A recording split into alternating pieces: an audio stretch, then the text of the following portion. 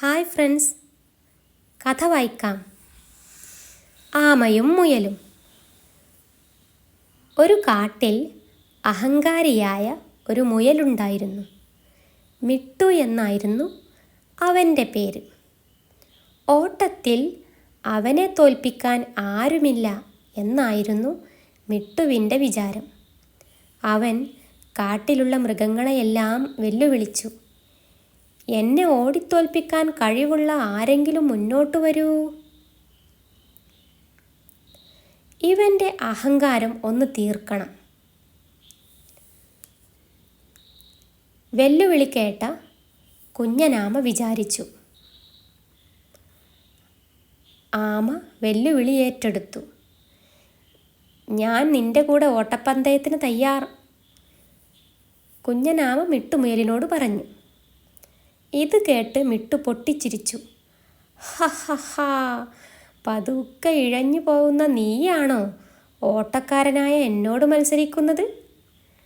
അവൻ കുഞ്ഞനാമയെ കളിയാക്കി ചോദിച്ചു.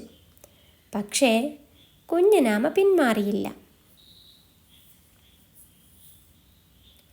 അങ്ങനെ ഓട്ടപ്പന്തയത്തിൻ്റെ ദിവസം വന്നെത്തി. കുരങ്ങൻ വിസിലടിച്ചു. ആമയും മുയലും ഓട്ടം തുടങ്ങി. കാണികളായ മൃഗങ്ങൾ കൈയടിച്ച് പ്രോത്സാഹിപ്പിച്ചു. Up up up. കുറച്ചു ദൂരം ഓടിയപ്പോൾ മിട്ടുമുയൽ തിരിഞ്ഞു നോക്കി.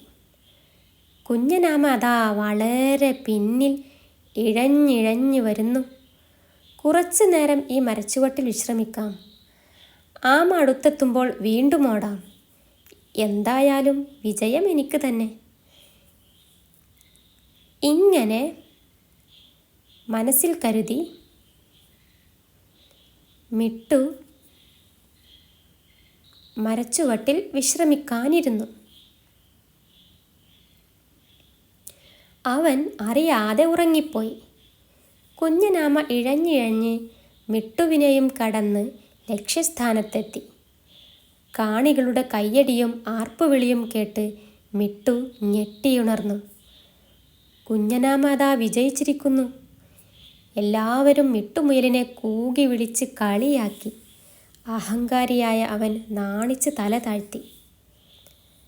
അമിത ആത്മവിശ്വാസം അപകടമാണ് എന്നാണ് നമുക്കിതിൽ നിന്ന് പഠിക്കാവുന്ന പാഠം.